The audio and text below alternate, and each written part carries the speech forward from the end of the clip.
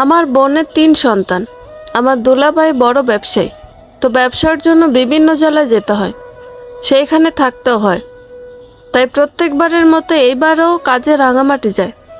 তখন সেইখানে পাহাড়ি একটা মেয়ের সাথে পরিচয় হয় তার। মেয়ে হয়ে মেয়েটার রূপের প্রশংসা করতে বাধ্য, কারণ মেয়েটা পরীর মতো সুন্দর। আমার দুলাভাইয়ের নাম আনিস, বয়স তখন 40, কিন্তু সুন্দর ফর্সা হ্যান্ডসাম দেখতে। কেউ দেখে বলবেই না ওনার বয়স 40 বছর। এইদিকে আমার বোন ইতুর বয়স 30, 3টে বাচ্চা হয়ে চেহারা মলিন ও মোটা হয়ে গেছে। তবুও দুইজনের মধ্যে ভালোবাসার কোনো কমতি ছিল না। কিন্তু আমার বোনের সব কমতি চোখে পড়ে ওই মেয়েটা দুলাভাইয়ের জীবনে আসার পর। তখন দুলাভাই কেমন যেন হয়ে যায়, আপাকে 2 চোখে দেখতে পারে না, বাড়িতে থাকতে চায় না, থাকলেও ফোন নিয়ে ব্যস্ত। আপা কিছু সন্দেহ করলেও তা আরও জোরালো হওয়ার আগে আমার দুলাভাই ওই মেয়েটাকে দ্বিতীয় বিয়ে করে বাড়ি নিয়ে আসে। তখন আমরা জানতে পারি অনেক দিন ধরেই তাদের পরকীয়া প্রেম চলছিল। ওই মেয়েকে বাড়িতে আনার পর আপা ঝামেলা করতে চাইলেও পারে না, কারণ দুলাভাই নতুন বউ বলতে পাগল। এইদিকে 3 সন্তানের মুখের দিকে তাকিয়ে আপাও সব মেনে নেয়। কিন্তু মেনে নিয়ে সতীনের সংসার করা কি এত সহজ? নিজের সাজানো সংসার অন্যের হাতে তুলে দেওয়া কি এত সোজা? না, কোনোটাই সহজ নয়। তাই আপাও তা মেনে নিতে পারেনি। তো এক পর্যায়ে ওই মেয়ের সাথে আমার বড় আপুর ঝামেলা হয়। আমার বড় আপুকে আমাদের বাড়িতে পাঠিয়ে দেয়। তারপর কোর্টও আপিল করে ডিভোর্সের। কিছুদিন পর আপুকে ডিভোর্স দিয়ে দেয় মোহরানা সহ, আর সন্তানদের জন্য মাসে মাসে টাকা পাঠায়, কিন্তু কখনো দেখতে আসে না। এরপর বেশ কিছু বছর পর শুনলাম দুলাভাইয়ের দ্বিতীয় বউ নাকি মা হতে চলেছে, এবং দুলাভাই নাকি তার দ্বিতীয় স্ত্রীর নামে অনেক জায়গা জমি লিখে দিয়েছে। এতেই শেষ না, নতুন বউয়ের বাচ্চা হওয়ার খবর পাওয়ার পর থেকেই দুলাভাই আপার তার বাচ্চাদের সাথে সব সম্পর্ক শেষ করে দেয়। কোনো খোঁজখবর নেয় না, বাচ্চাদের খরচও পাঠায় না। এইদিকে আমরা নিম্নবিত্ত পরিবার। বাবার ছোট একটা মুদির দোকান আছে, তাতে যা রোজগার তা দিয়ে কোনোভাবেই আর আমাদের চলে না। আপার বাচ্চাদের পড়াশোনাও বন্ধ হয়ে যায়। এক পর্যায়ে আপা আবারও কোর্টে আপিল করে, আবারও কেস শুরু হয়। কিন্তু এইদিকে আমাদের কাছে কেস চালানোর মতো কোনো টাকাই নেই।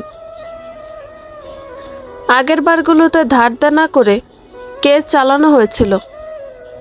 তারপর আপার দেনমোহরের 1 লক্ষ টাকা দিয়ে সেই সব ধার দেনা শোধ করা হয়েছিল। কিন্তু এইবার কোনোভাবেই ধার পাওয়া গেল না। অবশেষে টাকার অভাবে কেস বন্ধ হয়ে গেল। দুলাভাইও বেঁচে গেল, কিন্তু দুনিয়ার আদালতে বাঁচলেও আল্লাহর আদালতে কিভাবে বাঁচেন তিনি, সেই বিচারের আশায় বুক পাতলা আপা। আপার এরকম করুণ অবস্থা আমার বাবা সহ্য করতে পারেন না। বরাবরই আপা ছিলেন বাবার প্রাণ। আপার যখন সুখের সংসার ছিল, অভাবেও আমাদের সুখ ছিল। আর এখন অভাব অশান্তি ছাড়া আমাদের সংসারে কিছু নেই। তবে বাবা বেশি দিন এইসব সহ্য করতে পারলেন না। একদিন দোকান থেকে বাড়ি ফিরে মায়ের থেকে পানি চায়। মা ঘর থেকে পানি এনে দেখে বাবা মাটিতে জ্ঞান হারিয়ে পড়ে আছে। মায়ের চিৎকার শুনে আমরা দৌড়ে মায়ের কাছে আসি। এসে দেখি বাবা নিচে পড়ে আছে। তখনই তাড়াতাড়ি সরকারি হাসপাতালে নিয়ে যাই। ডাক্তার বলে বাবার হার্ট অ্যাটাক হয়েছে, শহরে বড় ডাক্তার দেখাতে। ডাক্তারের কথা শুনে আমার বড্ড হাসি পায় নিজেদের ভাগ্যকে দেখে, যেখানে নিজেদের 2 বেলা ভাত জোগাড় করা জুলুম, সেখানে বাবাকে বড় ডাক্তার দেখানো তো বিলাসিতা। মা আর আপাকে তখনই কিছু জানালাম না। বেশ কিছুক্ষণ পর বাবার জ্ঞান ফিরে আসলো। ডাক্তার কিছু মেডিসিন দিল আর বারবার করে বলে দিল শহরে বড় ডাক্তার দেখাতে। আমি হ্যাঁ জবাব দিয়ে চলে আসলাম। বারবার ভাবতে লাগলাম কিভাবে বাবাকে চিকিৎসা করাবো। বাড়িতে এসে মা আর আপাকে সব খুলে বললাম।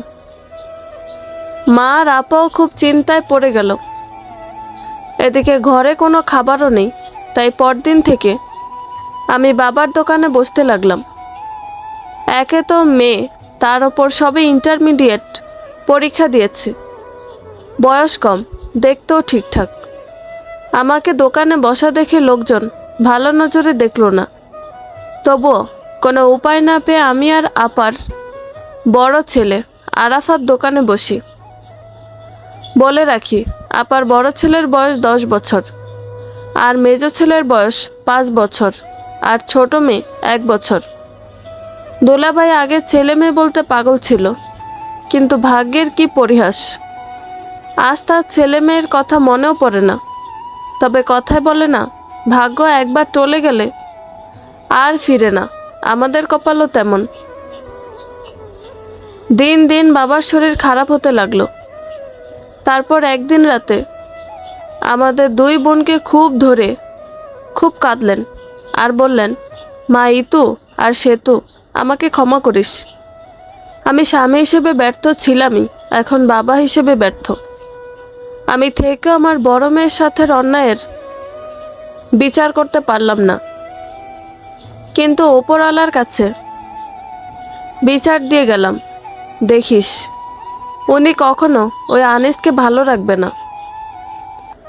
আপা বাবাকে বললেন, না বাবা, তোমার কোনো দোষ নেই, প্লিজ তুমি এইসব বইলো না। তুমি বেস্ট বাবা। কত বাবা আছে যাদের সামর্থ্য থাকা সত্ত্বেও মেয়ের পাশে দাঁড়ায় না। তুমি তো তাও নিজে সব দিয়ে আমার পাশে থেকেছ। আমি আপার কথা শুনে বাবাকে বললাম, বাবা তুমি এইসব চিন্তা বাদ দাও, তুমি আরাম করো। কয়দিন পর তোমাকে শহরে বড় ডাক্তার দেখাবো, তুমি একদম ঠিক হয়ে যাবে। বাবা আমার কথা শুনে শুধু হাসলো। পরের দিন সকালে ঘুম থেকে উঠে বাবার ঔষধ আর খাবার নিয়ে বাবার কাছে গিয়ে বাবাকে ডাকলাম, কিন্তু বাবার কোনো সাড়া শব্দ নেই। বাবার গায়ে হাত দিতেই দেখলাম একেবারে ঠান্ডা। আমি চিৎকার করে কেঁদে উঠলাম। মা আর আপা রান্নাঘর থেকে দৌড়ে আসলেন। মা আমাকে বললেন, কি হয়েছে সেতু, কাঁদছিস কেন? আমি বেশ কিছুক্ষণ চুপ থেকে বললাম, মা বাবার নেই। মা চিৎকার দিয়ে জ্ঞান হারালেন। ধীরে ধীরে লোক জানাজানি হলো। একে একে বাবাকে ধোয়ানো হলো। তারপর কাফনের কাপড় পরিয়ে খাটিয়ায় করে নিয়ে গিয়ে মাটি দেওয়া হলো। তারপর আবারও বাড়ি ভর্তি মানুষ খালি হয়ে গেল। এভাবে 2 দিন কেটে গেল। ঘরে খাবার নেই, যত কষ্টই হোক। পেটের খিদে তো আর কোনো কষ্ট মানে না। তার ওপর বাড়িতে বাচ্চা আছে 3টে। তাই সবার কথা ভেবে আমি আর আরাফাত দোকানে বসলাম। তারপর সন্ধ্যার সময় বাজার থেকে চাল ডাল কিনে আমি আর আরাফাত বাড়ি ফিরছিলাম। হঠাৎ রাস্তায় একটা লোকের সাথে ধাক্কা লেগে যায়। আমি ওনার কাছে দ্রুত ক্ষমা চাই। তখনই লোকটার চোখে চোখ পড়ে। লোকটা এলাকার মেম্বারের জামাই। কি অদ্ভুত দৃষ্টিতে আমার দিকে তাকিয়ে আছে, মনে হচ্ছে এখনই আমাকে চোখ দিয়ে গিলে খাবে। আমি তড়িঘড়ি ওখান থেকে সরে আসি। ওখান থেকে সরে আসতে সামনে বাগানের দিকে চোখ পড়ে। খেয়াল করে দেখি কেউ ইশারা ডাকছে। চোখ দুটো পরিচিত হয়। আরাফাতকে বাজারের ব্যাগ দিয়ে বাড়ি পাঠিয়ে দিই আর বলি, তুই বাড়ি যা, আমার একটা কাজ আছে, একটু পরে যাচ্ছি। আরাফাত চলে যেতেই পেছন থেকে কেউ জড়িয়ে ধরে। আমি ছাড়িয়ে দিয়ে বলি, রোহান, ভালো লাগছে না আমার এখন এইসব, ছাড়ো প্লিজ। রোহান এলাকার বড় ব্যবসায়ীর ছেলে। ওর সাথে রিলেশন 2 বছরের। ছেলেটা আমাকে খুব ভালোবাসে। সম্পর্কের শুরুটাও ওর দিক থেকেই। অনেক চেষ্টা করে আমাকে রাজি করিয়েছে। রোহান আমার কথা শুনে বলল, সরি সেতু, প্লিজ তুমি কিছু মনে করো না। কতদিন হলো তোমার সাথে কথা হয় না, আমার আর ভালো লাগছিল না, তাই। আমি বেশ শক্ত কণ্ঠে বললাম, ভালো না লাগলেও ভালো থাকার অভ্যাস করে নাও রোহান, কারণ আমি চাই আমাদের সম্পর্কটা আর না থাকুক। প্লিজ তুমি ভুলে যাও আমাকে। রোহান আমার হাত ধরে বলল, কি বলছো সেতু, কেন বলছো? আমি তোমাকে ভালোবাসি। আমি বললাম, ভুলে যাও রোহান, আমি আর কোনো বড় লোককে বিশ্বাস করি না, আর আমাকেও আমার পরিবারের দায়িত্ব নিতে হবে এখন। আর তাছাড়া তোমার পরিবার আমাকে মেনেও নিবে না, তাই ভালো এটাই, তুমি আমাকে ভুলে যাও। ভালো থেকো, আসি। রোহানের আর কোনো কথা না শুনে আমি বাড়ি চলে আসি। তারপর রাতে রান্না করে খেয়ে দেয়ে সবাই একসাথে শুয়ে পড়েছে। রাত অনেকটা গভীর হয়েছে, চোখে কোনোভাবে ঘুম আসছে না। বারবার রোহানের কথা মনে পড়ছে, ও বারবার ফোন করছে, কিন্তু আমি আর চাই না সবটা ঠিক হোক, তাতে আমার যতই কষ্ট হোক। এইসব কথা ভাবতে ভাবতে ঘরে চালের ওপর কিছু খুব জোরে পড়ে, মনে হয় কে শক্ত কিছু ঢিল ছুঁড়েছে। চারিদিক নিস্তব্ধ। হঠাৎ মনে হয় অনেকগুলো লোক আমাদের ঘরে চারিদিক দিয়ে ঘুরছে। সেদিন সারা রাত আমরা 3 মা মেয়ে জাগা। ঘরে কোনো বড় পুরুষ মানুষ নেই, 3টে মেয়ে মানুষ, ভয় পাওয়াটাই স্বাভাবিক। তবুও কি আর করার, পুরো রাত মানুষের উপস্থিতি অনুভব করে আল্লাহর ওপর ভরসা করে রাতটা কাটিয়েছি। সকালের আলো ফুটতেই যেন আমাদের প্রাণ পাখি ফিরে আসে। দরজা খুলে বাইরে গিয়ে দেখি কেউ কোথাও নেই, সব কিছু স্বাভাবিক। তখন মনে হলো পুরো রাত অযথাই ভয় পেয়েছে। মা আর আপাকে বুঝিয়ে সকালের জন্য রাখা পান্তা খেয়ে আরাফাতকে সাথে নিয়ে চলে গেলাম দোকানে। সারা দিন বেশ ভালো বেচাকেনা হলো, কিন্তু সমস্যা হলো দোকানের মাল সব শেষের দিকে। মাল আনাতে হবে আবার, কিন্তু হাতে কোনো টাকা পয়সাই নেই, যা আছে তা দিয়ে কিছুই হবে না। এইসব ভাবনার মধ্যে মা ফোন দিয়ে বলল বাড়িতে 1 কেজি ডাল পাঠাতে। আমি আরাফাতকে দিয়ে পাঠিয়ে দিলাম আর বললাম, তুই ডাল নিয়ে বাড়ি চলে যা, আমি একটু পরে একেবারে দোকান বন্ধ করে আসছি। আমার কথা মতো আরাফাত চলে গেল। এইদিকে বেচাকেনা করতে করতে সন্ধ্যা হয়ে গেল, তাই তাড়াতাড়ি দোকান বন্ধ করে বাড়ি ফিরছিলাম। সামনে একটু জঙ্গল মতো রাস্তা, কেমন যেন একটু ভয় ভয় লাগছে। চারিদিকে নিস্তব্ধ, কোনো জনমানুষ নেই। হঠাৎ আজকেও সামনে চলে আসে মেম্বারের জামাই কুতুব আলী। ফট করে হাত ধরে বলে, আহ কি নরম হাত। আমি ভয় পেয়ে হাত ঝাটকা দিয়ে সরিয়ে বলি, কি অসভ্যতা মেয়েটা, আপনি আমার হাত ধরছেন কেন? লোকটা আমার কথা শুনে আরও আমার কাছে এগিয়ে আসতে থাকে। আমি আশেপাশে তাকিয়ে দেখি কেউ নেই, তাই কোনো মতে লোকটাকে ধাক্কা দিয়ে দৌড়ে বাড়ি চলে আসে। আপা আমাকে হাঁপাতে দেখে বলে, কি হয়েছে সেতু, তুই হাঁপাচ্ছিস কেন? এইসব কিছু বললে আপা অযথা টেনশন করবে, তাই বললাম, কিছু না আপা, ওই জঙ্গলের রাস্তাটায় ভয় লাগছিল, তাই দৌড়ে আসছি, তাই হাঁপিয়ে গেছি। আপা বলল, ও আচ্ছা, হাত মুখ ধুয়ে আয়, খেয়ে নে। আমি বললাম, আচ্ছা আপা। আপা ঘরে চলে গেল। আমি কলপাড়ে হাত মুখ ধুয়ে আসতে যাব, হঠাৎ পরিচিত গলার আওয়াজ। আমি পেছন ফিরে তাকিয়ে দেখি রোহান। ওকে দেখে বললাম, তুমি এখন এখানে? রোহান বলল, হ্যাঁ আমি এখানে। তার আগে বলো, তুমি আমার ফোন ধরছো না কেন? আমি বললাম, কারণটা তুমি জানো, আর প্লিজ এখান থেকে চলে যাও, কেউ দেখে ফেলবে। রোহান বলল, সময় মতো আমি চলে যাব সেতু, তোমাকে বলতে হবে না। তার আগে আমার কথা শোনো। আমার মা বাবা আমার জন্য মেয়ে দেখছে। ওরা দেরি করতে রাজি না। যত তাড়াতাড়ি সম্ভব আমার বিয়ে দিয়ে দিবে। আমি হেসে বললাম, খুব ভালো খবর তো, বিয়ে করে নাও। মা বাবার পছন্দ করা লাল টুকটুকে বউ ঘরে নিয়ে আসো, তারপর সুখে সংসার করো। রোহান বেশ রাগ নিয়ে বলল, সেতু, তোমার কি মনে হয় আমি মজা করছি? তুমি কেন এভাবে আমাকে দূরে করছো? আমি বললাম, আমি কোথায় মজা করলাম? যা সত্যি তাই বললাম। তাছাড়া এই মুহূর্তে আমার পরিবারকে আমি একা করে দুঃখে রেখে আমি সুখে সংসার করতে পারবো না। তাই প্লিজ তুমি আমাকে ভুলে যাও। রোহান রেগে গিয়ে চলে যায়। ও চলে যেতে আমার বুকটা হাহাকার করে উঠল। মনে মনে বললাম, সরি রোহান, আমি তোমাকে খুব ভালোবাসি, কিন্তু আমি চাইলেও তোমাকে নিজের করতে পারবো না। আর কারণটাও তোমাকে জানাতে পারবো না, কারণ আমি কখনো চাই না আমার জন্য তুমি তোমার বাবা মায়ের থেকে দূরে হয়ে যাও। আর এটাও চাই না আমার মা বা আপার বাচ্চাদের কোনো ক্ষতি হোক।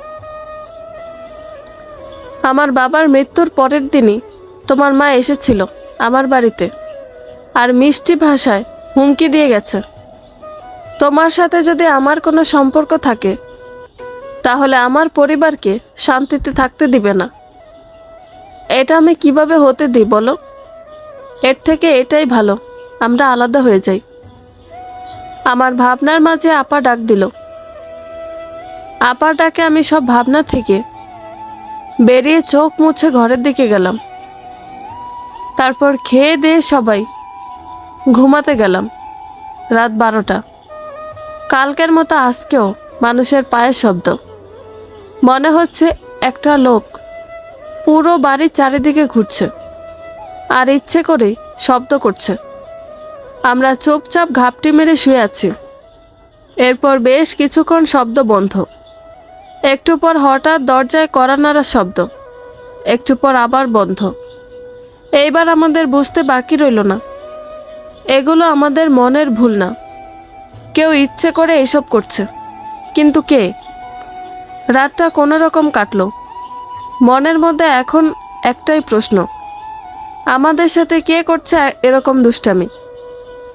দোকানে বসে সারাদিন ভেবে চিনতে মনে মনে পরিকল্পনা করলাম, কালকে রাতে একদম দরজার পাশে ঘাপটি মেরে থাকবো। যেই দরজায় টোকা দিবে অমনি টুপ করে দরজা খুলবো, তারপর দেখা যাবে কে। যেই ভাবা সেই কাজ। দোকান থেকে বাড়িতে গিয়ে খেয়ে চুপচাপ দরজার কাছে দাঁড়ালাম। ধীরে ধীরে রাত গভীর হলো। 12টা বাজলো, 1টা বাজলো। এইভাবে রাত শেষে ভোর হলো, কিন্তু আজকে কোনো আওয়াজ নেই। মনে মনে ভাবলাম, আমার পরিকল্পনাটা কি ফাঁস হয়ে গেল নাকি? তারপর আবার ভাবলাম, কি যে ভাবি, ধুর, যা পরিকল্পনা করার আমি তো মনে মনে করেছি, তাহলে অন্য কেউ জানবে কিভাবে? এইভাবে 7 দিন কেটে গেল, আর কোনো আওয়াজ আসলো না। আমরা ভাবলাম হয়তো পাড়ার কোনো ছেলে হবে, দুষ্টুমি করেছে, দরজায় টোকা দিয়ে হয়তো ভয় পেয়েছে। সব কিছু স্বাভাবিকভাবে চলছিল। হঠাৎ রোহানের ফোন। জানালো ওর বিয়ে ঠিক হয়ে গেছে, কালকে ওর বিয়ে। বিয়েতে যেন অবশ্যই যাই। আমি আচ্ছা বলে ফোন কাটলাম। চোখ থেকে আপনা আপনি জল পড়তে লাগলো। কিছুক্ষণ কেঁদে নিজেকে শক্ত করলাম। শরীরটা ভালো লাগছিল না, তাই দোকান বন্ধ করে ঘরে আসলাম। তারপর গোসল করে লম্বা একটা ঘুম দিলাম। মা আর আপা অনেক ডেকেছিল খাওয়ার জন্য, কিন্তু খেতে ইচ্ছে না করায় খাইনি। এরপর দরজা টোকা দেওয়ার শব্দে ঘুম ভাঙে। ফোনে সময় দেখি রাত 1টা। চুপ করে বিছানা থেকে উঠে পড়লাম। তারপর দরজার কাছে গিয়ে বললাম, কে? এত রাতে দরজা ধাক্কায় কে? আমার কথা শুনে সব নিশ্চুপ। একটু পর দরজার কাছ থেকে সরে আসতেই কেউ দরজায় জোরে জোরে ধাক্কা দিতে থাকে। আজকে কেন যেন আমার সব ভয় দূর হয়ে গেল। তাই দরজার কাছে গিয়ে চিৎকার করে বলি, অসভ্যের মতো অন্যের বাড়ির দরজা ধাক্কায় কেড়ে, দাঁড়া, আজকে তোর একদিন কি আমার একদিন। এই বলে দরজা খুলতেই শক্তিশালী হাত দিয়ে আমাকে জাপটে ধরে কেউ। মুহূর্তেই আমার সব শক্তি শেষ হয়ে যায়। কি করব ভেবে না পেয়ে জোরে চিৎকার করে উঠি। সাথে সাথে আশেপাশের লোকজন চলে আসে। লোকজন দেখে লোকটা আমাকে ছেড়ে দেয়। তখনই আমি দৌড়ে গিয়ে মাকে জড়িয়ে ধরি। তারপর আস্তে করে মাথা তুলে দেখি লোকটা আর কেউ না, মেম্বারের পাগল ছেলে ফারহাজ। ফারহাজকে দেখে তাড়াতাড়ি মেম্বারকে খবর দেওয়া হয়। মেম্বার এসে আমাদের কাছে ক্ষমা চেয়ে ফারহাজকে নিয়ে যেতে চায়, কিন্তু ও আমাকে ছাড়া কোনোভাবেই যাবে না। এক প্রকার জোর করে ওকে নিয়ে যায়। সেই দিন আর দোকানে যাইনি। একে তো রাতের ঘটনা, তার ওপর আজকে রোহানের বিয়ে। কিছুই ভালো লাগছে না। সারা দিন পর সন্ধ্যায় মেম্বার আসলেন আমাদের বাড়ি। সাথে নিয়ে আসলেন হরেক রকমের মিষ্টি, দই, মাছ, মাংস। এত কিছু দেখে আমার সন্দেহ হলো। আর আমার সন্দেহকে সত্যি করে দিয়ে মেম্বার বললেন, দেখেন বোন, আপনি আমাকে নতুন চেনেন না, আমার ছেলেকেও চেনেন। আপনাদের সামনেই তো বড় হলো। ছেলে আমার খারাপ না, শুধু একটু বুদ্ধি কম। তাছাড়া দেখতে শুনতে মাশাল্লাহ। এইদিকে ছেলে বড় হয়েছে, বিয়ে দিতে হবে। মেয়ে অনেক দিন হলোই খুঁজতেছিলাম। মেয়ে পেয়েও গেছি, কিন্তু সমস্যা হলো আমার ছেলে আপনার মেয়েকে পছন্দ করেছে। ও অন্য কোথাও বিয়ে করতে রাজি না।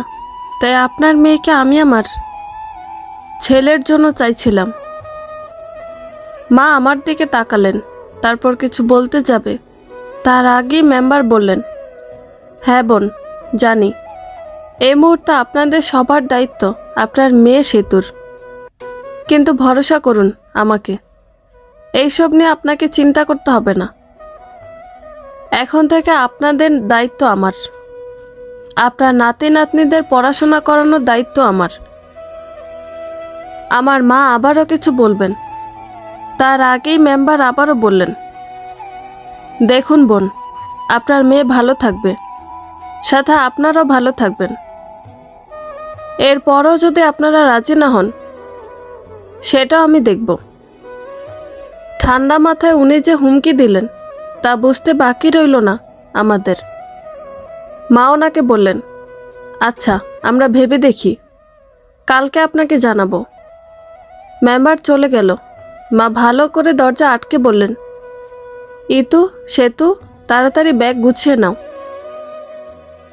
যদি মেম্বারের হাত থেকে বাঁচতে হয় আমাদের, তাহলে আজকে রাতে এই এলাকা ছাড়তে হবে। মানুষের ভাগ্য বড়ই অদ্ভুত। কখন কাকে কোথায় নিয়ে যাবে তা সৃষ্টিকর্তা ছাড়া আর কেউ জানে না। তেমনি আজকে আমাদেরও ছাড়তে হচ্ছে এতদিনের পরিচিত ঘর বাড়ি, সেই সাথে প্রিয়জনের স্মৃতি। হ্যাঁ, আমরা সেই রাতে কাপড় গুছিয়ে বাচ্চাদের নিয়ে বাড়ি থেকে আল্লাহর নামে বেরিয়ে পড়লাম অজানা উদ্দেশ্যে। বাড়ি থেকে বের হওয়ার সময় মা হু হু করে কেঁদে ওঠে। আসলে বাবার সব স্মৃতিতে এই বাড়িটা জুড়ে। তবুও ভাগ্যকে তো মানতেই হবে। তাই ধীরে ধীরে বেরিয়ে পড়লাম সামনের উদ্দেশ্যে। হাঁটতে হাঁটতে বাড়ি থেকে বেশ খানিকটা দূরে চলে আসছি। মা বয়স্ক মানুষ, আবার তিনটে বাচ্চা, কেউ আর হাঁটতে পারছে না। এইদিকে এখনো বেশ খানিকটা হাঁটলে সামনে পাকা রাস্তা পাবো, আর ওইখান থেকে যে কোনো গাড়ির ব্যবস্থা হবে। এইদিকে ওরা হাঁটতে পারছে না জন্য সামনে একটা গাছের তলায় সবাইকে নিয়ে বসলাম। বেশ কিছুক্ষণ জিরিয়ে নিয়ে উঠতে যাব, তখনই পেছন থেকে কেউ শক্ত করে আমার হাত চেপে ধরে। আমি পেছনে তাকিয়ে দেখি মেম্বারের জামাই কুতুব আলী নেশা করা অবস্থায় হিংস্র দৃষ্টিতে আমার দিকে তাকিয়ে আছে। আমি কিছু না বলে হাত ছাড়ানোর চেষ্টা করতে থাকি। আমার চেষ্টা করা দেখে কুতুব আলী দাঁতে দাঁত চেপে বলে, কই যাও সেতুরানী? তোমার তো কোথাও যাওয়া হবে না। কি মনে করছো তোমাকে এত সহজে আমি আমার কাছ থেকে পালাতে দেব? এই বলে হি হি করে হাসতে শুরু করলো। আপা বলল, এই কুতুব, ছাড় আমার বোনকে। আমরা আমাদের মেয়েকে তোর ওই পাগল শালার সাথে বিয়ে দিব না, বুঝছিস? তাই আমাদের যেতে দে, ছেড়ে দে ওকে। মা বলে, বাবা হাত জোর করছে তোমার কাছে, ছেড়ে দাও ওকে, আমাদের যেতে দাও। ওদের কথা শুনে কুতুব আরো জোরে হেসে আমার হাত ছেড়ে দিয়ে বলে, আচ্ছা ছেড়ে দিলাম। তোর বোনেরও আমার পাগল শালাকে বিয়ে করতে হবে না। তাহলে তোর বোনকে বল আমাকে বিয়ে করতে। সত্যি বলছি, তোর বোনকে রাজরানী করে রাখবো, আর সাথে তোকে আর তোর মাকে খুশি করব। লোকটার মুখে এরকম নোংরা কথা শুনে আমার আর সহ্য হলো না, তাই লোকটার মুখে দিলাম সপাটা এক চর। লোকটা তেড়ে আমার দিকে আসতেই চুপ করে নিচ থেকে বটি তুলে নিলাম হাতে। রাস্তায় সেফটির জন্য নিয়েছিলাম, ভাবতেই পারিনি এত তাড়াতাড়ি কাজে লেগে যাবে। বটি নিয়ে কুতুবের সামনে ধরে বললাম, এই কুতুব, আর এক পা এগুলে তোর ধর থেকে মুন্ডু আলাদা করে দিব। কিন্তু পিছে যা বলছি। কি ভেবেছিসটা কি আমরা নারী তাই এতই অসহায়? মোটেই না, আমরা নারী, আমরা সব পারি। আমার আকস্মিক এই রূপে কুতুবও ভয় পেয়ে যায়। যতই হোক, মরার ভয় সকলেরই আছে, ও পেছাতে থাকে। তারপর একটা গাছের কাছে গেলে আপাকে বলি একটা ওড়না দিয়ে ওর হাত বেঁধে গাছের সাথে বাঁধতে। নেশা করে থাকায় শরীরে বেশি জোর নেই। সেই সুযোগে আপা আর আরাফাত ওকে গাছের সাথে বেঁধে ফেলে। ওকে বাধা শেষে আমরা তাড়াতাড়ি আমাদের অবস্থান পরিবর্তন করি। এইদিকে রাত 10টা বেজে গেছে। রাস্তায় অল্প গাড়ি। আমাদের গন্তব্য আপাতত ঢাকা। ওখানে মায়ের জ্যাঠাতো এক বোন থাকে, ওনার নাম ঝুনি। খালা অনেক মজার মানুষ, ছোটবেলা আসতো আমাদের বাড়িতে। অনেক দিন হলো দেখা নেই। ফোনে ওনাকে সবকিছু জানানোর পর খালা আমাদের ওনার কাছে যেতে বলেছেন। আপাতত ওনার কাছে যাব, তারপর যা একটা ব্যবস্থা করব। এদিকে রাত 10:30টায় ঢাকার একটা বাস পেলাম। তারপর ওই খালার দেওয়া ঠিকানায় পৌঁছাতে পৌঁছাতে রাত 4টে। এদিকে খালার দেওয়া ঠিকানায় পৌঁছে আমাদের চক্ষু চড়ক গাছ। এত বড় বাড়িতে খালা থাকে? বাড়ির সামনে এসে খালাকে ফোন দিলাম। খালা বলল, এসেছিস, দাঁড়া আমি আসছি। একটু পর খালা বাড়ি থেকে বের হলো। মাকে দেখে বলল, এখানে বেশিক্ষণ থাকা যাবে না, চল আমার সাথে। আমরাও কোনো কথা না বলে খালার পেছন পেছন আসতে লাগলাম। খালা আমাদের সাথে করে বস্তির মতো একটা জায়গায় একটা ঘরে নিয়ে গেল। ঘরে দরজা খুলে ভেতরে বসিয়েই মাকে জড়িয়ে ধরে কেঁদে উঠলেন খালা। খালা জানতই না আব্বা মারা গেছে। মাও খালাকে ধরে কেঁদে উঠল। বেশ কিছুক্ষণ দুজনেই কেঁদে শান্ত হলো। তারপরই খালা আমাকে আর আপাকে দেখে বলল, ও মা, এই তো আর সে তো কত বড় হয়ে গেছে, সেই ছোট্টটি দেখেছিলাম। আর এই তো কি মিষ্টি বাচ্চাগুলো তোর। সত্যি শয়তানগুলোর মনে একটুও দয়া মায়া নেই, নইলে এই বাচ্চাগুলোকে কিভাবে এইভাবে দূরে রাখে। চিন্তা করিস না মা, আমার কাছে এসেছিস দেখি কিছু একটা ব্যবস্থা ঠিক হবে। ওই যে বাড়িটা থেকে আমি বের হলাম না, ওনারা অনেক ভালো মানুষ। তোদের খালু যখন আমাকে এই শহরে একা রেখে পালিয়ে গেল, আমি তখন দিক বিদিক শূন্য হয়ে চারিদিকে ঘুরছিলাম। ভাড়া দিতে না পারায় ঘরের সব জিনিস রেখে বাড়িওয়ালা আমাকে বাড়ি থেকে বের করে দিয়েছিল। তখন ওই বাড়ির বড় মা আমাকে আশ্রয় দিয়েছিলেন। এখন তো আমি ওখানেই বেশি থাকি। এই ঘরটা নিয়ে রেখেছি মাঝে মধ্যে থাকার জন্য। এখন থেকে তোরা এই ঘরটায় থাকিস, আর কালকে তোদের দুই বোনকে বড় মার কাছে নিয়ে যাব। আমি কথা বলে রেখেছি, দেখিস তোদেরও কাজের ব্যবস্থা হয়ে যাবে। আচ্ছা, অনেক কথা হলো, আর একটু রাত আছে, সবাই অনেক দূর থেকে এসেছিস, একটু আরাম করে নে। ছোট একটা ঘর, তাতে একটা চৌকি, চৌকিতে বাচ্চাদের শুয়ে দিয়ে আমরা চারজন মাটিতে মাদুর পেতে শুয়ে পড়লাম। চোখে ঘুম আসছে না। রোহানির কথা মনে হচ্ছে। ওর কি বিয়ে হয়ে গেছে? নিশ্চয়ই ওর বউ খুব সুন্দর। দূর, কিসব ভাবছি আমি। এখন থেকে পুরনো কথা আর ভাববো না। নতুন শহরে নতুন করে সবাইকে নিয়ে ভালোভাবে বাঁচবো। ভোর 5টা বাজে। সারা রাত জেগে থাকায় চোখ তাড়াতাড়ি লেগে গেছে। হঠাৎ মনে হলো আমার পাশ থেকে জুনি খালা উঠে পড়ল। ঘুমে চোখ এতটা এঁটে এসেছে যে চোখ খুলতে পারলাম না। তবে অনুভব করলাম কেউ আমার নাকে কিছু শোকাচ্ছে। নাকে কেমন মিষ্টি একটা গন্ধ এলো। তারপরে শরীরটা কেমন করে উঠল। ব্যাস, আর কিছু মনে নেই। পরের দিন সকালে গায়ে নোংরা জল পড়ায় লাফ মেরে উঠলাম। চারিদিকে তাকিয়ে দেখি, এ কি, এটা তো ওই বস্তির ঘর নয়। আর মা, আপা আর আপার বাচ্চারাই বা কোথায়? আমাকে ভ্যাবলার মতো তাকিয়ে থাকতে দেখে মহিলাটি চিৎকার করে বলল, এই যে মহারানী, কি ভাবছিস? জলদি ওঠ, বাড়িতে এক গাদা কাজ পড়ে আছে। আমি মেঝে থেকে উঠে বললাম, আমি এখানে কিভাবে আসলাম? এখানে আমি তো বস্তিতে ছিলাম। আর আমার মা, আপা ওরা কোথায়? আর জুনি খালাই বা কোথায়? মহিলাটি 24টা দাঁত বের করে বলি, মহারানী দেখি কিছুই জানে না। এই যে তো জুনি খালা হলো দালাল। ও গ্রাম থেকে মেয়ে এনে বড় লোকদের বাড়িতে কাজ করার জন্য বিক্রি করে দেয়। তোকেও বিক্রি করে দিয়েছে আমাদের বাড়িতে। এখন থেকে তোকে এখানেই থাকতে হবে, আর সব কাজ করতে হবে। কাজ করলে খেতে পাবি, না করলে বা পালানোর চেষ্টা করলে মার খাবি। আর হ্যাঁ, ভাবিস না পালিয়ে তুই বাঁচতে পারবি। যেখান থেকে হোক তোকে ঠিক খুঁজে বের করব। আমি বললাম, আমার মা আর আপার বাচ্চারা কোথায়?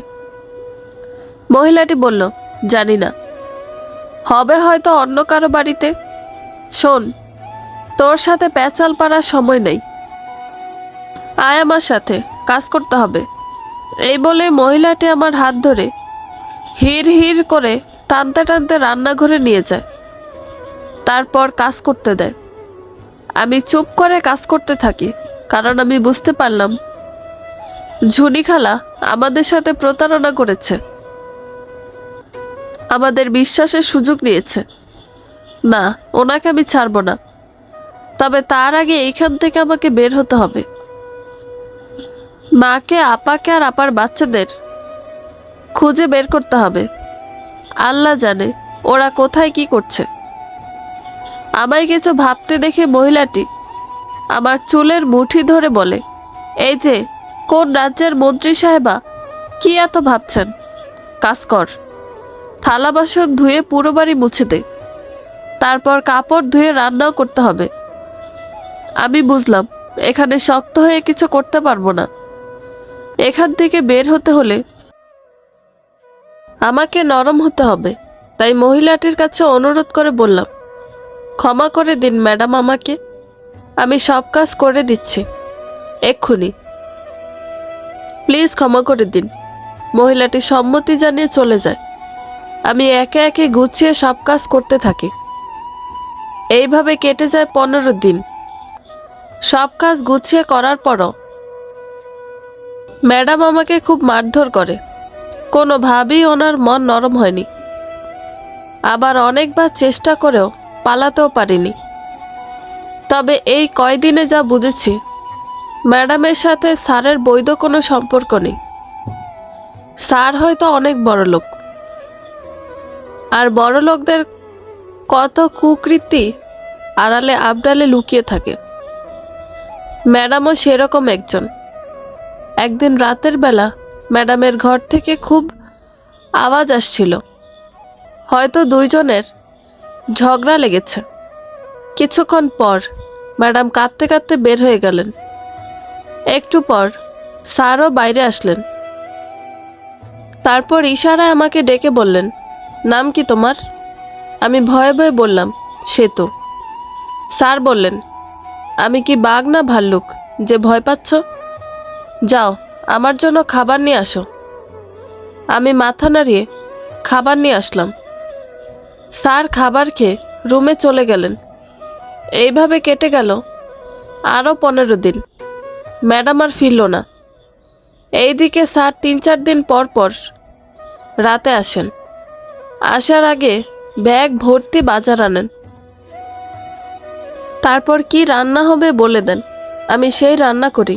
তারপর খেয়ে সেই রাত থেকে ফ্ল্যাটের দরজায় তালা লাগিয়ে চলে যায়। এর মধ্যে ম্যাডাম না আসায় স্যারকে জিজ্ঞেস করেই ফেললাম, ম্যাডাম কবে আসবে? স্যার কিছুক্ষণ চুপ থেকে বললেন, আর আসবে না। আমি আর কিছু বললাম না। তবে এর মধ্যে খেয়াল করলাম স্যার হয়তো আমার প্রতি দুর্বল। মাঝে মাঝে আমার জন্য গিফট আনেন, বেশ ফ্রি হয়ে কথা বলেন। যদি এইসবে আমি অনেক আনইজি ফিল করতাম, কিন্তু একদিন মনে হলো হয়তো এটাই আমার মুক্তির পথ। সেই দিন থেকে স্যারের সাথে আমিও ফ্রিভাবে চলতাম। স্যারের নাম আরফান চৌধুরী। বয়স 45 থেকে 50, তবে এখনও বেশ সুদর্শন। বোঝা যায় বয়সকালে খুবই সুদর্শন ছিলেন। ধীরে ধীরে ওনার সম্পর্কে সব জানলাম। ওনার বাড়ি কুমিল্লা, বউ শিক্ষকতা করেন ওখানে, তাই বাচ্চা নিয়ে ওখানেই থাকে। তাই স্যার সপ্তাহে 3 দিন ওখানে আর 4 দিন ঢাকায় থাকে। লোকটার কথা শুনে আমার দুলাভাইয়ের কথা মনে হলো। এই লোকটার মতো আমার দুলাভাইও তো আমার আপাকে ঠকিয়েছিল, আর আজ ওই প্রতারণার ফল হিসেবেই আমাদের এই অবস্থা। মা, আপা, বাচ্চারা কোথায় আছে কিছু জানি না। এইদিকে আমার ভাবনার মাঝে লোকটা আমাকে নোংরা স্পর্শ করলো। মুহূর্তেই প্রচণ্ড ঘৃণা আমায় ঘিরে ধরল। দুলাভাইয়ের ওপরে সব রাগ লোকটার ওপর পড়ল। তখনই পেছনের টেবিল থেকে ফল কাটা চাকু নিয়ে লোকটার পেট বরাবর ঢুকিয়ে দিলাম। সাথে সাথে লোকটা মেঝেতে পড়ে ছটফটিয়ে ঘুংরাতে লাগলো।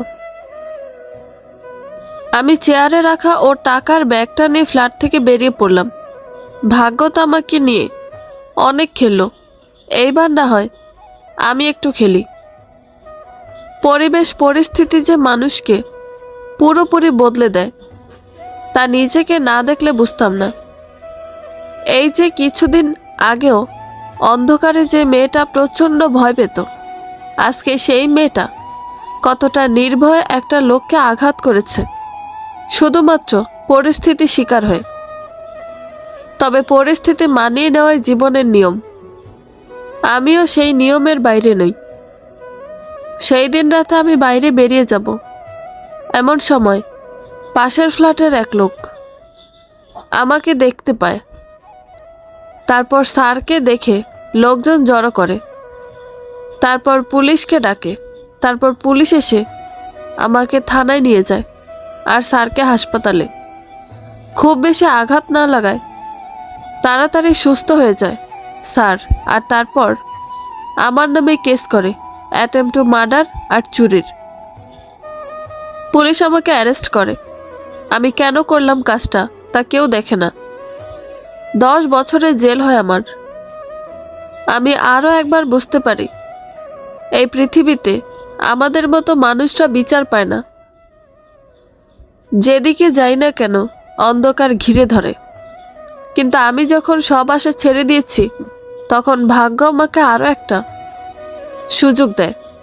প্রায় 7 বছর পর কিছু সমস্যার কারণে এক জেল থেকে আরেক জেলে আমাকে সহ আরও কিছু জনকে পাঠাতে হয়। তো সেইখানে যাওয়ার সময় পুলিশ ভ্যানটা অ্যাক্সিডেন্ট করে নদীতে পড়ে যায়। সকলে স্পট ডেট হলো আমি বেঁচে যাই, কিন্তু এই বেঁচে থাকা মরে যাওয়ার থেকেও খারাপ। আমি কোমায় চলে যাই। দেখতে দেখতে 12 বছর কেটে যায়। আমার শাস্তি শেষ হলেও আমি সরকারি হাসপাতালের একটা কোনায় পড়ে থাকি। সঠিক চিকিৎসার অভাবে আমার সুস্থ হওয়ার হয় না। সবই বুঝতে পারি, কিন্তু নড়তে পারি না। খুব ইচ্ছে করে বাইরে যেতে, কিন্তু পারি না। শুধু মনে মনে আল্লাহকে ডাকি। এরই মধ্যে হাসপাতালে একটা এমবিএস ডাক্তারের পোস্টিং হয়। ডাক্তার এসে সব রোগীকে দেখে, সেই সাথে জানতে পারে আমার কথা। আমাকেও দেখতে আসে। ডাক্তারকে দেখি, আমার কেন যেন নিজের লাগে। কিন্তু এই নিজের লাগাটা শুধু আমার না, ডাক্তারেরও মনে হয়। অনেকক্ষণ খেয়াল করে আমার নাম জিজ্ঞেস করে। নার্স আমার নাম বলে। সাথে সাথে ডাক্তারের চোখ থেকে 2 ফোঁটা জল পড়ে আর বলে, সেতুমণি, কি অবস্থা হয়েছে তোমার? জানো আমি তোমাকে কত খুঁজেছি, কিন্তু কোথাও পাইনি। কি আমাকে চিনতে পারছো না তো? আমি আরাফাত, তোমার আপার বড় ছেলে। ওর কথা শুনে আমার বুকের মধ্যে কেমন যেন করে উঠল। মনে হলো একটু জড়িয়ে ধরি, কিন্তু পারলাম না। শুধু চোখ থেকে 2 ফোঁটা জল পড়ল। আমার চোখে জল দেখে আরাফাত বলল, চিনতে পারছো আমাকে, তাই না মনি? চিন্তা করো না, তুমি একদম ঠিক হয়ে যাবে। আমি তোমাকে সুস্থ করে তুলব, তোমাকে বাড়ি নিয়ে যাব। জানো, বাড়িতে মা, ভাই, ছোটি সবাই তোমার কথা মনে করে। ওরা তোমাকে দেখলে খুব খুশি হবে। আরাফাত সেই দিনই সব ব্যবস্থা করে আমাকে ওর বাড়ি নিয়ে যায়। কত বড় মস্ত বাড়ি। বাড়িতে গিয়েই আপাকে দেখতে পাই। সেই পরিচিত মুখ। আহ, কতদিন পর দেখলাম। আপা আমাকে দেখে কেঁদেই ফেলল। তারপর সবার সাথে পরিচয় হলো। আরাফাতের বউ কি মিষ্টি দেখতে। আবার ওদের ছোট্ট একটা রাজকন্যাও আছে। সবাই আমাকে খুব ভালোবাসে। আর আপার যত্নে আর আরাফাতের চিকিৎসায় আমিও খুব তাড়াতাড়ি সুস্থ হয়ে যাই। তারপর আপার থেকে জানতে পারি, সেদিন অজ্ঞান করে আমাকে যেমন বিক্রি করে দিয়েছিল, জুনি খালা তেমন আপাকেও বিক্রি করে দিয়েছিল। আর মা আর আপার বাচ্চাদের ঘর থেকে বের করে দিয়েছিল। কিন্তু রাখে আল্লাহ, মারে কে। তেমনি আপাকে যে কিনে নেয়, সেই লোকটা ছিল নিঃসন্তান আর বয়স্ক। কেউ না থাকায় তার দেখাশোনা করার জন্য আপাকে কিনে লোকটা। তারপর আপার কাজকর্ম দেখে, আপার ওপর খুশি হয়। তখন আপাকে জিজ্ঞেস করে কিভাবে জুনি ওকে পেল। আপা তখন ওনাকে সব খুলে বলে। তখন আপার মুখে সবকিছু শুনে লোকটার মায়া হয়। তারপর আপার বাচ্চাদের আর মাকে খুঁজে বের করে। তখন থেকে ওরা ওখানেই থাকে, আর ওদের পড়াশোনার সব দায়িত্ব ওই লোকটি নেয়। তার ফলে আরাফাত এখন ডাক্তার, আর বাকি 2 জন এখনো পড়াশোনা করছে। কিন্তু আমার দুর্ভাগ্য, এত ভালো মানুষটাকে আমি দেখতে পেলাম না। সেই সাথে আমার মাকেও শেষবারের মতো না দেখার কষ্ট আমার বুকে আকাশ সমান রইল। আপাকে দুলাভাইয়ের কি খবর জানতে চাইলে বলল, সেই বছরই দুলাভাইয়ের নতুন সুন্দরী বউ দুলাভাইকে পথে বসিয়ে সব নিজের নামে লিখিত নিয়েছে। তারপর বাড়ি থেকে বের করে দিয়েছে। তারপর একটা অ্যাক্সিডেন্টে একটা পা বাদ পড়ে যায়। এখন নাকি ভিক্ষা করে খায়। আর জনি খালাও নাকি সিঁড়ি থেকে পড়ে গিয়ে ধুকে ধুকে মারা গেছে। ওদের এই পরিণতির কথা শুনে না চাইতো মনের মধ্যে খুব আনন্দ হলো। আসলে এই ওদের জন্যই তো আমাদের এই পরিণতি।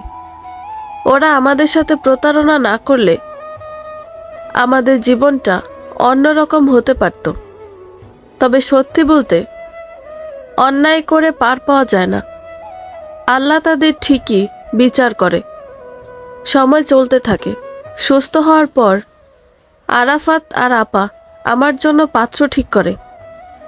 আমি বিয়েতে রাজি হই না। ভালো তো আমি ওই একজনকেই বেশি ছিলাম। সে যখন নেই আর কাউকে চাই না। কিন্তু আপার অনেক জোরাজুরিতে পাত্রর সাথে দেখা করতে বাধ্য হই। কিন্তু চোখ তুলে পাত্রকে দেখি, আমি অবাক হয়ে যাই। এ কি, কে দাঁড়িয়ে আছে আমার সামনে? রোহান। ও এখানে কি করছে? আমাকে অবাক দৃষ্টিতে ওর দিকে তাকাতে দেখে ও মুচকি হেসে বলে, কি ভাবছ সেতু? ভালোবাসতে শুধু তুমি জানো, আমি জানি না? তুমি যেমন আমাকে ছাড়া অন্য কাউকে ভালোবাসতে পারোনি, আমিও পারিনি। আমি মনে মনে বললাম, এটা কি সত্যি দেখছি? রোহান হেসে অনেকটা কাছে, তারপর হাতটা আমার দিকে এগিয়ে দিয়ে বলল, হ্যাঁ মিস, বিশ্বাস না হলে চিমটি কেটে দেখো। কিন্তু ভাবার বিষয় হলো, ভেবেছিলাম এতদিনে আইবুড়ো নাম কাটবে, কিন্তু এখন শুনি তুমি নাকি বিয়ে করবে না। তাহলে কি আমাকে সারাটা জীবন আইবুড়োই থাকতে হবে? আমি উপরের দিকে তাকিয়ে বললাম, সত্যি আল্লাহ, তোমার বিচার সর্বসেরা। বন্ধুরা, গল্পটি ভালো লেগে থাকলে একটা লাইক করে দিবেন এবং গল্প সম্পর্কে কোনো মতামত জানানোর থাকলে কমেন্ট করতে পারেন। নতুন নতুন আরো গল্প শোনার জন্য চ্যানেলটি সাবস্ক্রাইব করে পাশেই থাকবেন। ধন্যবাদ সবাইকে, ভালো থাকবেন।